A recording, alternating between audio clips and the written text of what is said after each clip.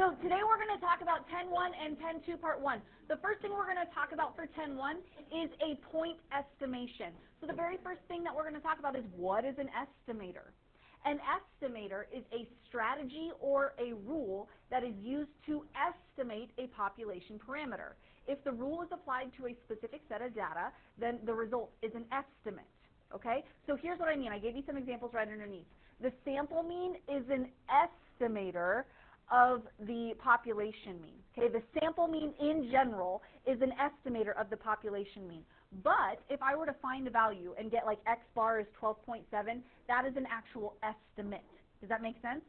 So S is an estimator of sigma, but if I get S equals 6.4, that is an actual estimate. So the general p hat is an estimator of the general p, but if I get exactly p hat is 0.37, that is an estimate. Okay? Are we okay on the difference between an estimator and an estimate? So a point estimator uses a single point to estimate a population parameter.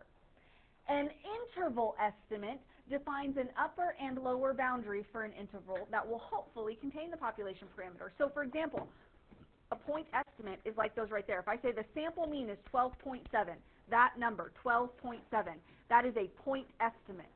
Okay? But an interval could say like, well, the sample mean is between 12.2 and 12.9. Gives an interval, and we hope that the actual parameter is inside of that interval. So let's give some examples here. Well, number one, it says the mean monthly water bill for 140 residents of the local apartment complex is $74. What is the best point estimate for the mean monthly water bill for all residents of the local apartment complex? These questions really throw me for a loop because I'm like, what the heck are they asking? Don't make it more complicated than it is. They're saying the mean monthly water bill for 100 residents is $74. They got a sample. They found the sample mean. So they want to know what's a good point estimate. Well, the good point estimate is that sample mean, that $74. Okay? So they're just saying, can you pick out the point estimate from this problem? So on number two, what is the best point estimate for the population standard deviation if the sample variance is 46.8? Round your answer to 1 decimal if necessary. So what are we going to have to do on this one? Square root it. So let's type in equals SQRT. And what are we square rooting here? 46.8. Good. And they want us to round it to 1 decimal. So after you get that answer, make sure you change your decimals so it turns into 6.8. Okay? Number 3, consider a sample of oil filters. Their diameters are measured and found to have a variance of 2.04. Give a point estimate for the population variance in diameters of oil filters. Do I have to take the square root of this one? No, because this one they gave me the variance and they're asking for the variance, as opposed to number 2 where they gave me the variance and asked for the standard deviation. So this one would just be 2.04. Now, an important reminder, these are just estimates. They rarely give an exact match to the population parameter. Like, we talk about this example a lot. If I were to have the average height of everybody in this class, let's say it would be 5'7". I don't know. I'm not very good at estimating, if we're being honest. You ask me how long it takes to get to Wichita, and I'm like, I don't know, 12 hours? I don't know. Okay, but if we were to look at the sample of this class, the first 2 rows, like if I were to take the average height of just this first 2 row sample, it's not going to be exactly 5'7". Like, it is rare that that happens. So these are just estimates. Now, if an estimate is going to be used for decision making, it's desirable that there be some indication of its potential error. So like if I take the sample height of this first 2 rows, like, and I say, hey, the average height of this sample is this, like the person that I'm giving that information to would like to know, what's the error? Like, how far are you off? That's really important. Okay? Now, a significant limitation of reporting a basic point estimator is the lack of information concerning the estimator's accuracy. So if I take the sample average height, I don't know how accurate that is. And that's a problem. This is where interval estimators come into play. That's really important. Giving an upper and lower boundary that will hopefully contain the population parameter. So having that level of accuracy is really important when dealing with samples. These boundaries, however, they have to mean something. It would be really nice if we could say, hey, look, the average height of this sample was like 5'8", but you know, you want to know like some boundaries. Let's give you an estimate. So like it's somewhere in between negative infinity and positive infinity. That's ridiculous. Like that's the worst boundary you could ever come up with, because that's literally every possible number out there. You want to have boundaries that mean something.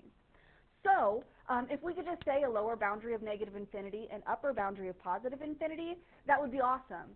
But this wouldn't contain any useful information about the location of the actual parameter.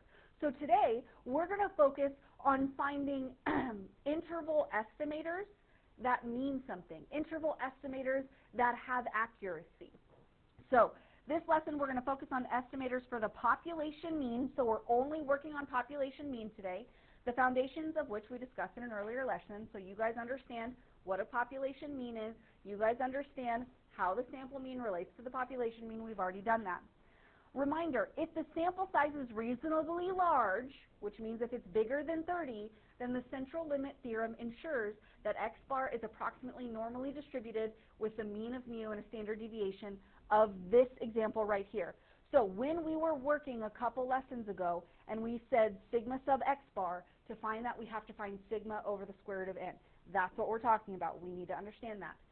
This right here is also referred to, like yes, it's a standard deviation. You'll also see it referred to as the standard error of the mean or the margin of error. And a lot of times they abbreviate margin of error as MOE. Just be aware of that.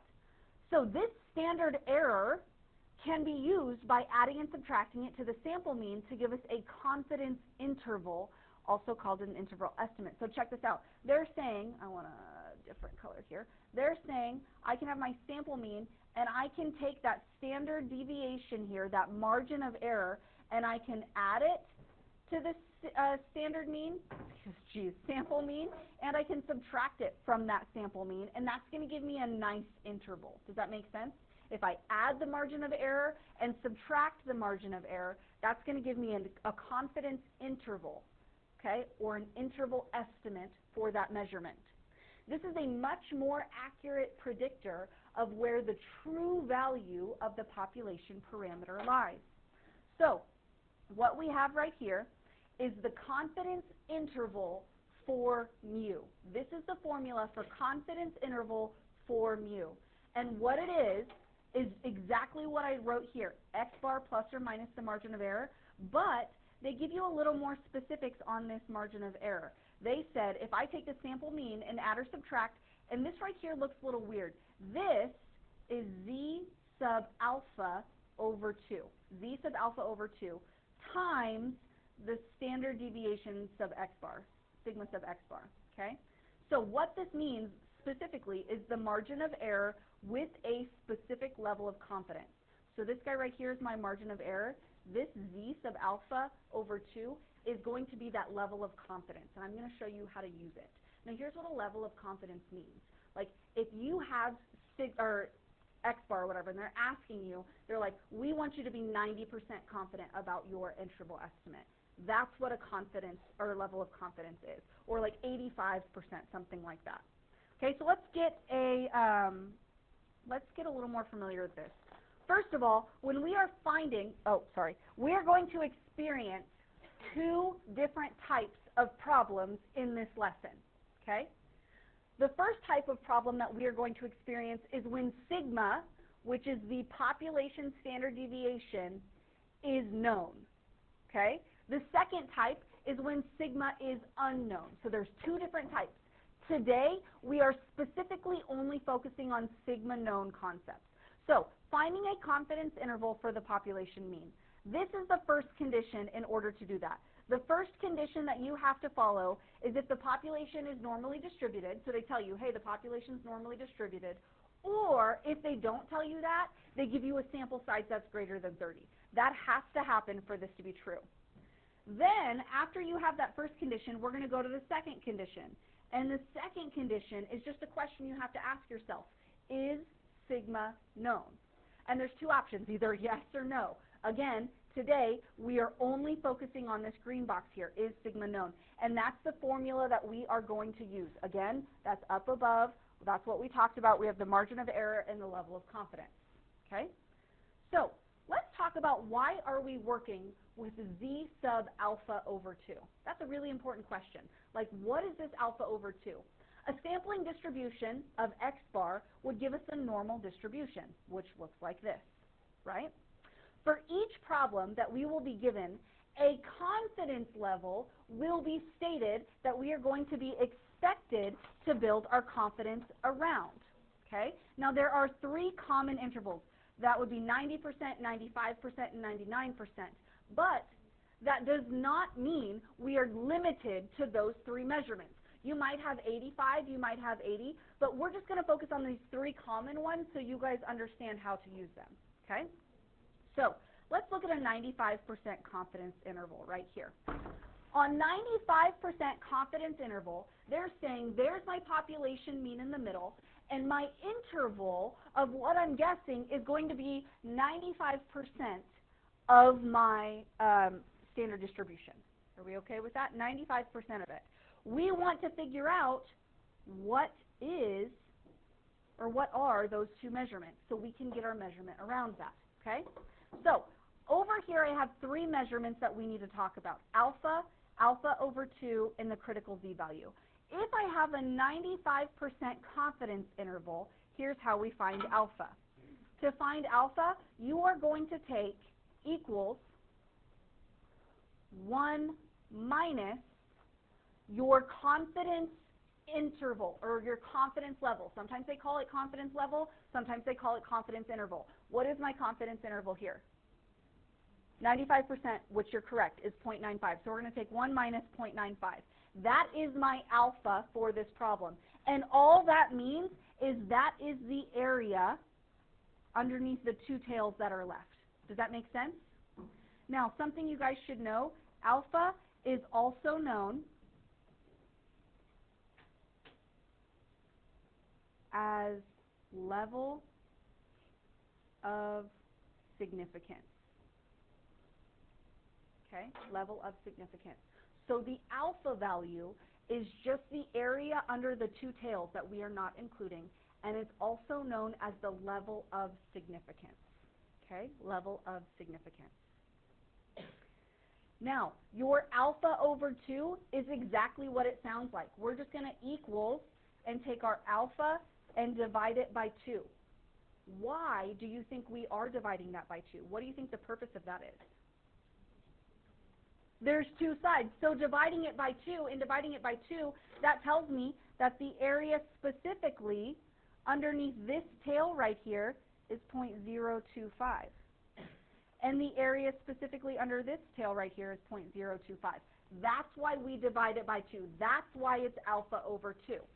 Now what we want to do is we want to find what is the z-values pertaining to these measurements right here, those 2 lines. I want to know what is the z-value that is associated with them.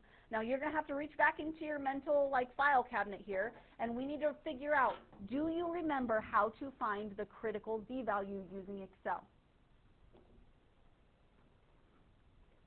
We're going to type in equals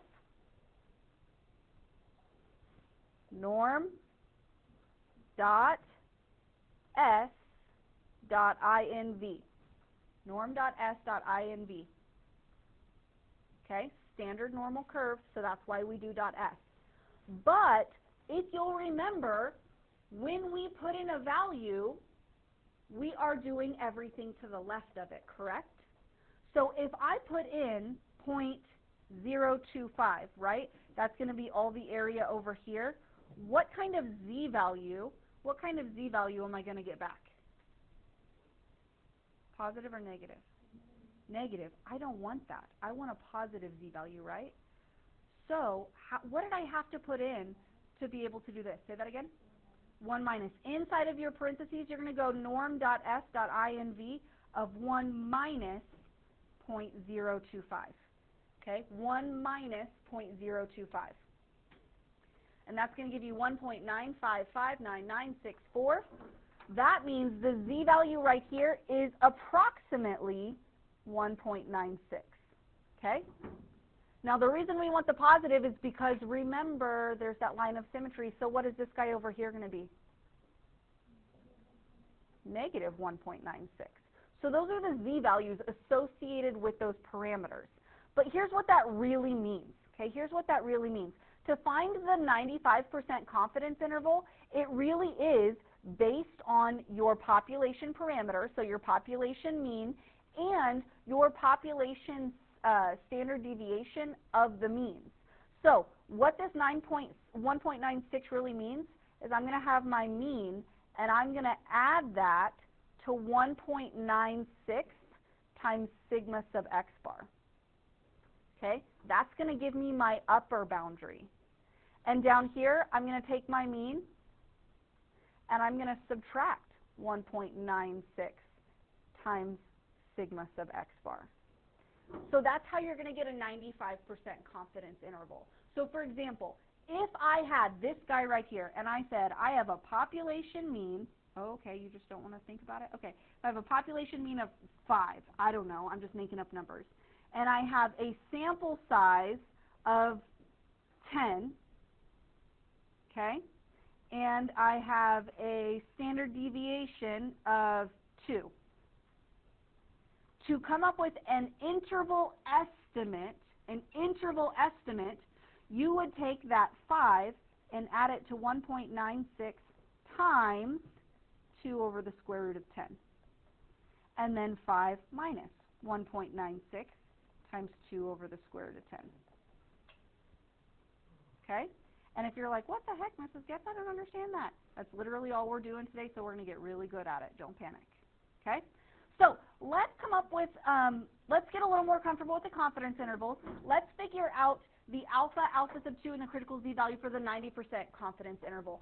So the alpha, or the level of significance for a 90% confidence interval, what am I going to type in here? 1 minus 0.9. Very good. My level of significance is 0.1, or 10%. Okay? Now, my alpha over 2, what am I going to type in? Equals 0.1, or H125, divided by 2, and what do we get? 0.05. And my critical z-value here, I'm going to type in equals norm dot s dot inv, because we're giving them the area, we're asking for the z-value, and what do I put in the parentheses? 1 minus 0.05. Very good. 1 minus 0.05. That's awesome. Which means my z-values here would be about 1.64 and negative 1.64. Okay? That would be, like what we're finding right here, this guy right here, is my z sub alpha over 2. That's all we're finding. That's what we're practicing finding right now. Okay? So go ahead and try the 99% confidence interval on your own.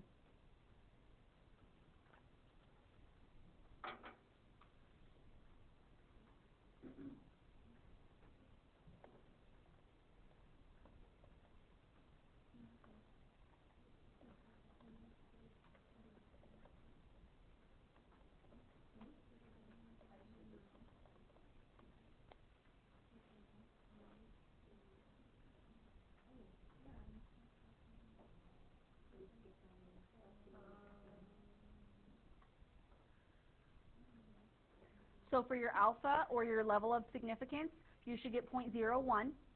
Your alpha over 2 would be 0.005, and then your critical z-value, again, is that equals norm.s.inv of 1 minus 0.005, and you should get 2.58. Okay, 2.58.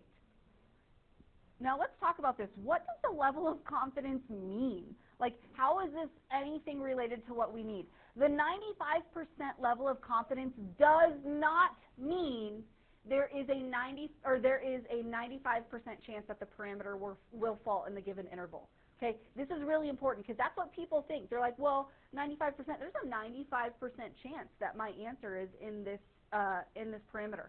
Absolutely not. 95% level of confidence does not mean there is a 95% chance that the parameter will fall into the given interval. The population parameter is a fixed value.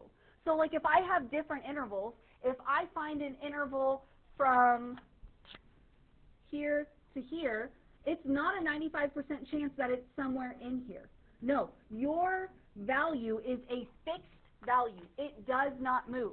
In fact, it just means that we are confident that using this statistical method will result in 95% of all possible interval estimates containing the true population parameter. Here's what that means. I'm going to give you an example. Okay? Suppose a simple random sample of size 100 has been drawn from a population with a standard deviation of 200 and a sample mean of 150. Find and interpret 95% confidence interval. So I've got all of this information here. What I've done is I've just made a list of things that I'm going to need. Now I also gave you the formula that you're going to use right here in the yellow box so you can kind of keep track. So we know we're going to need sigma and we know we're going to need n. And then to find my z sub alpha over 2, just like we practiced above, we're going to need my alpha, or my confidence level, which they gave me, my alpha, also known as the level of significance, my alpha over 2, and then we can find my right critical value. Okay? So let's put this information in. From this problem, what is my sigma? What did they say? 200, my standard deviation of 200. What is my n value? What is my sample size? 100, which is greater than 30, and that's good. That means we can do this. Okay? What is my x bar, my sample mean? 150. And then my confidence level. What confidence level or confidence interval do they want me to do? 95%. So you can either type in 95 or you can put in 0.95. I put in the decimal because I know I'm going to use it. Okay?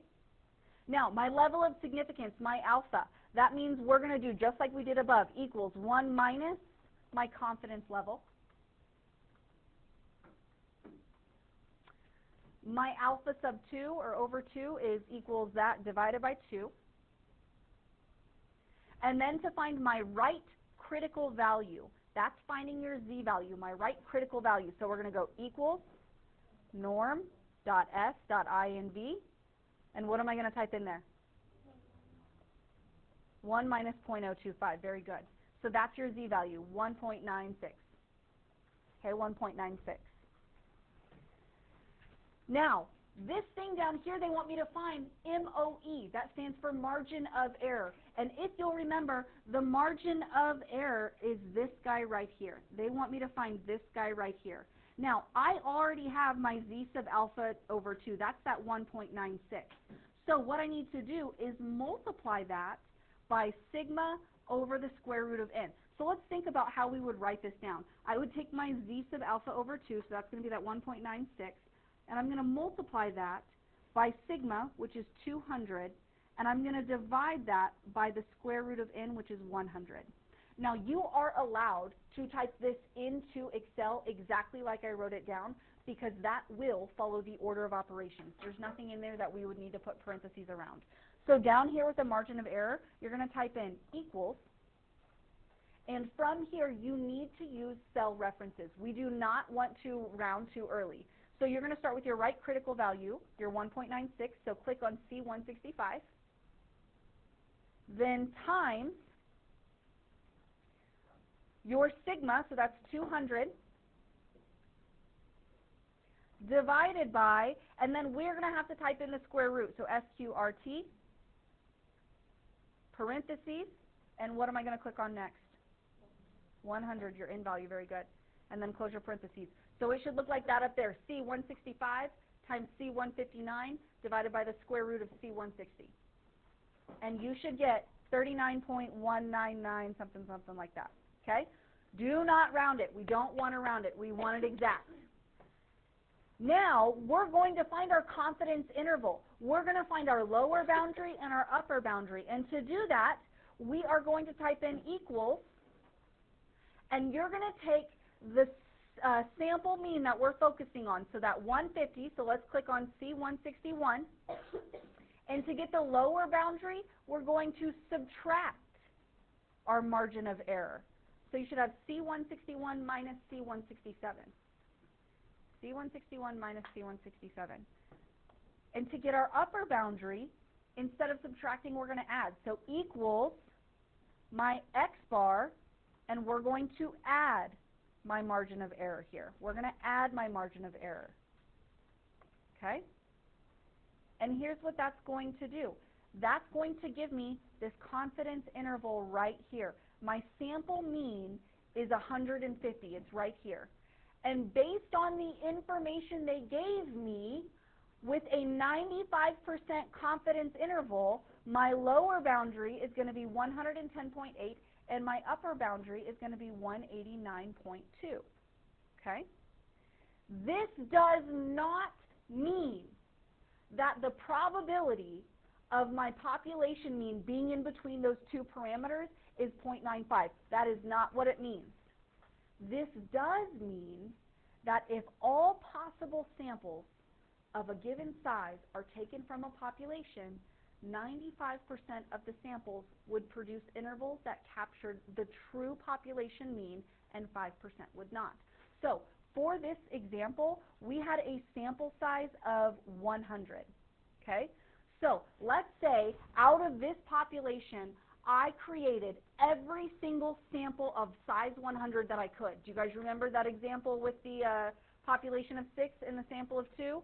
It's the same thing. If I created every sample of size 100 that I could, and I found every single confidence interval with 95%, okay, it would look like this. 95% of those intervals would contain the population mean, 5% would not. So let's say here's confidence intervals from 20 random samples. I just took 20 random samples, didn't change their sample size, whatever, and I found their confidence interval, okay, of 95%. Out of those, 19 of them, which is 95% of 20, 19 of them include that population mean. One of them does not. Are we okay with that? So that's what the 95% confidence interval means. It means if you did this over and over and over and over and over, 95% of those samples would include your population mean. So let's try it again. Let's go down to this example right here.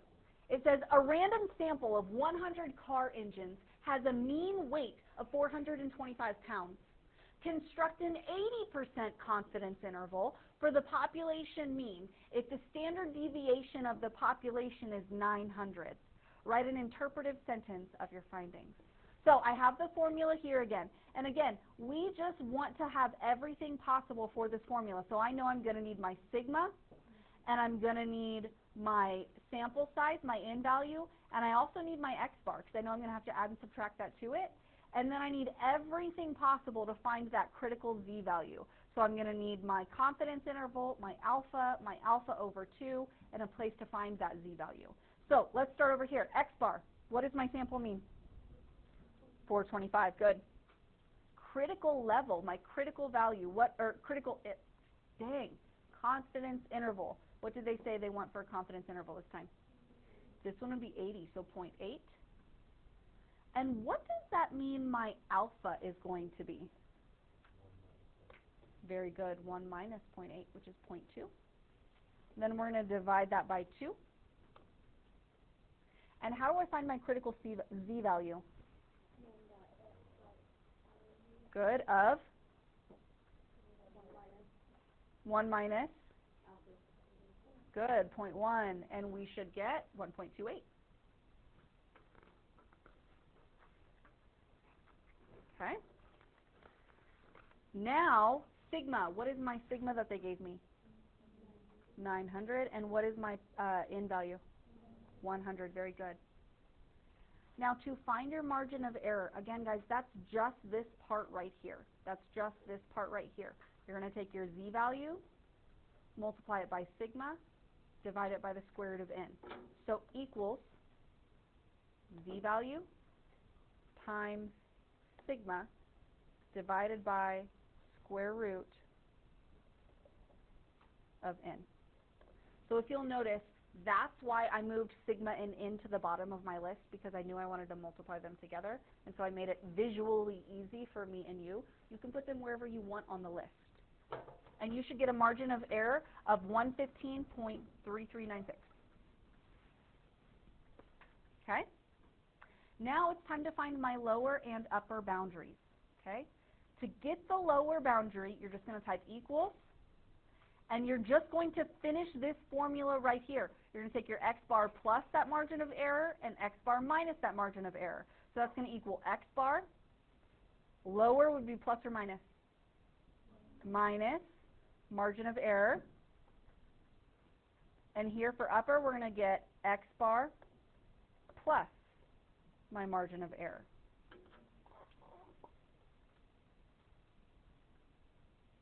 So let's talk about like a little visual representation I've got going on here. That means here I have my interval. I know that my sample mean is 425.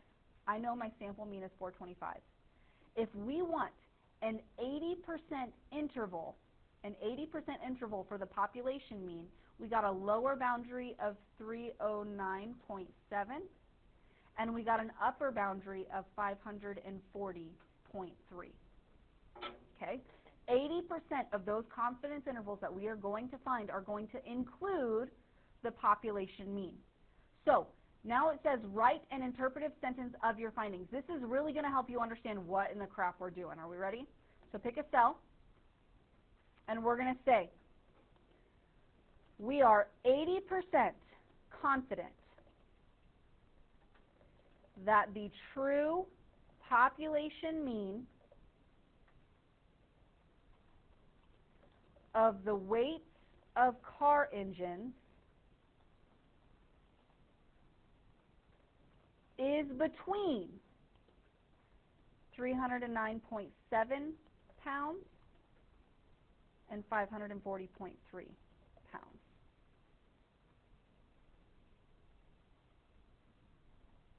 We are 80% confident that the true population mean of the weights of car engines is between 309.7 pounds and 540.3 pounds. Okay? I'm going to make that a little easier to read for you. Home, merge, wrap. Sound okay? Let's give it another shot.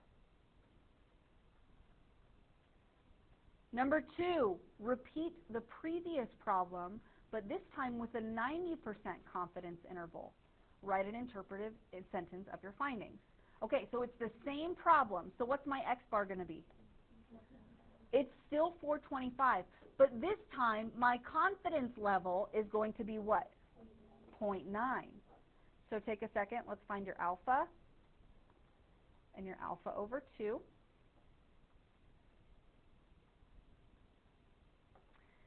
Then we're going to find your z value. So norm.s.inv of 1 minus 0.05.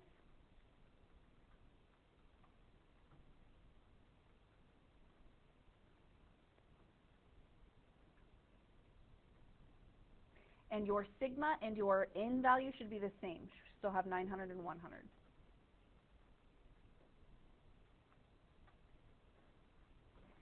Okay. Finding the margin of error, that's literally multiplication and division. That's all it is. So I'm going to type in equals, and what am I going to click on first? Very good, your z value, times, what am I clicking on next? Sigma, awesome, divided by, what's next?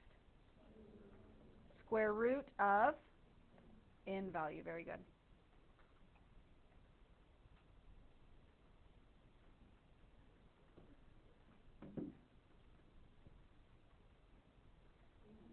Now to find your lower boundaries and your upper boundaries. So equals x bar minus margin of error, and equals x bar plus your margin of error.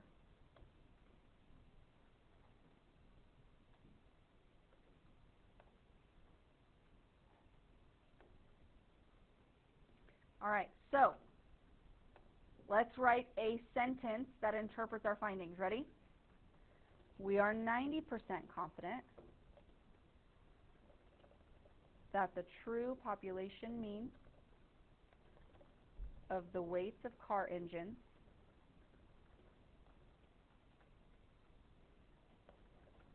is between 277.0 pounds and 573.0 pounds.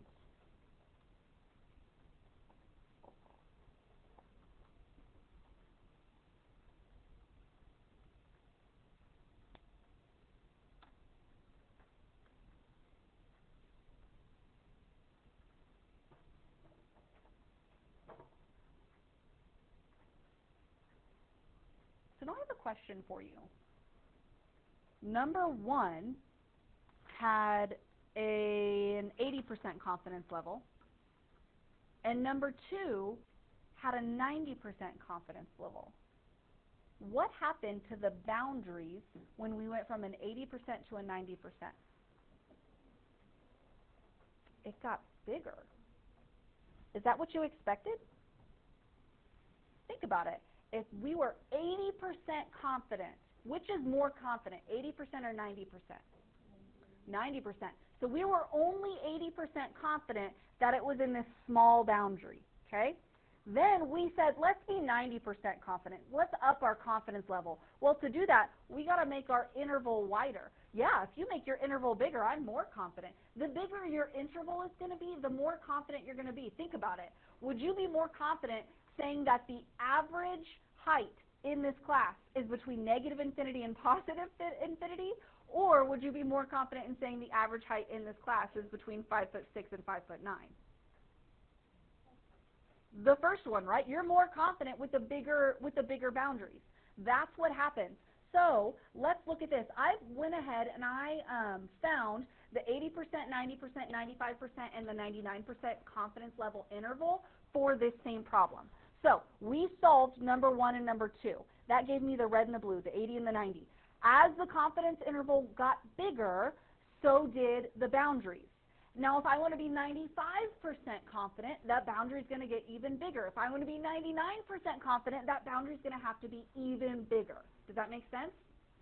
So if you'll notice here, this is going to show there has to be a trade-off between a larger confidence interval and a less precise location for the population mean. There's a trade-off, okay? If you want to be more confident, you're going to have a bigger interval. If you are okay with being less confident, that's where you get the smaller interval from. Cool? Let's look at number three. An analyst is interested in investigating the average durability of the bladder within the soccer balls that his company manufactures. Suppose a random sample of 100 soccer balls is selected, and the balls are put through a pressure test to determine the PSI at which the bladder will burst. It is known from past experiences that the population standard deviation of the pressure at which the ball bursts is 13.25 pounds per square inch. The sample mean PSI necessary to pop a soccer ball is found to be 147.58. Calculate a 99% confidence interval for the population mean PSI necessary to pop a soccer ball. So before we even do this, if it's a 99% confidence interval, is it going to be a big interval or a small one? It's going to be a big one. Take a second, fill out all the information that we need here. Again, this list I just made up. You don't get this list on test day. You have to understand where I got this. You get the formula because you get those sheets, and actually what I did is I sent them down to the copy center for you so you can have them on paper. You don't have to go back and forth from a window. So you get the formula. You have to understand what you need for the formula. Okay? So you need X bar, you need sigma, you need N, and then to find the Z value, you need your confidence level, you need your alpha, and your alpha over 2.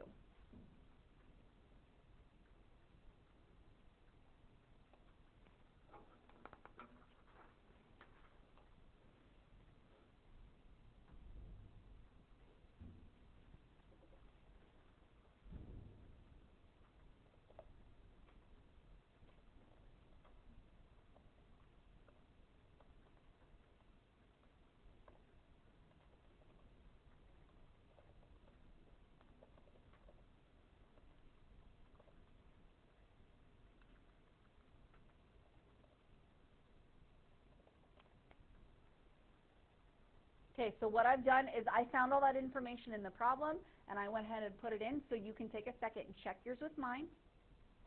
And then, I think we've done a couple of these. Try and find the margin of error on your own.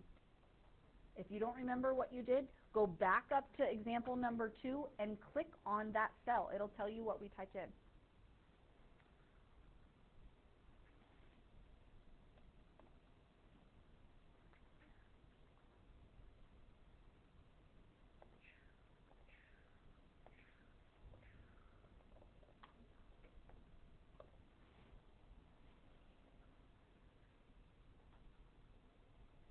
And then find me your lower and upper boundaries.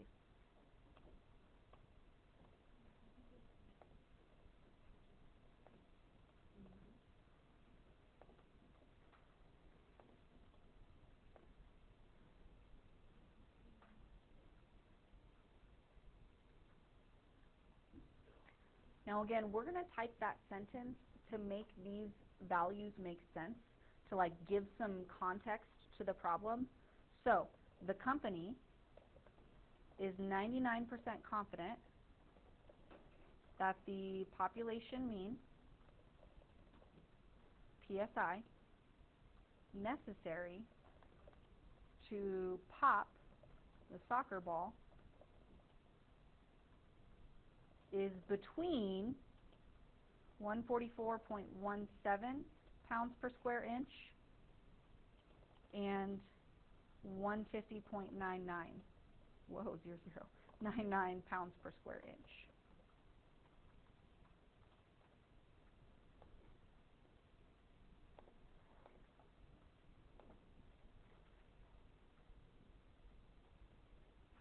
Okay?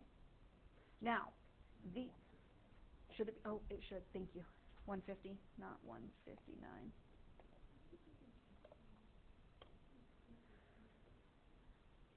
And you can't see my label because I didn't do it enough. So just be aware, guys, that like these problems are not super helpful because like why are we finding stuff about the sample if we already know stuff about the population? I understand that, okay? I want you guys to understand that. We're going to cover the more realistic versions next class, okay? Now, in conclusion, I got a summary down here for you, okay? In summary, first of all, you have to find the point estimate, otherwise known as X-bar because we're dealing with means. Sometimes this is given, okay? Sometimes it's given. Sometimes you have to calculate it. I need you to understand that sometimes they're going to be like, they found the sample below, and you're going to have to copy that data into Excel, and you're going to have to find the sample mean yourself. Just be aware that sometimes you'll have to calculate it. Then, after you find the point estimate, you need the critical z-value, okay? Then you need to calculate the margin of error, and then you find the upper and lower boundaries by adding and subtracting. Then finally, you need to write an interpretive sentence. The formula for finding the confidence interval when sigma is known is on your formula and tables card. So that is posted on Canvas. You do have access to the PDF of that. The paper version is coming from the printers or from the copy center. You need to find it so you know how to use it come test time. Okay? And it's just this guy right here that I've given you on every single one.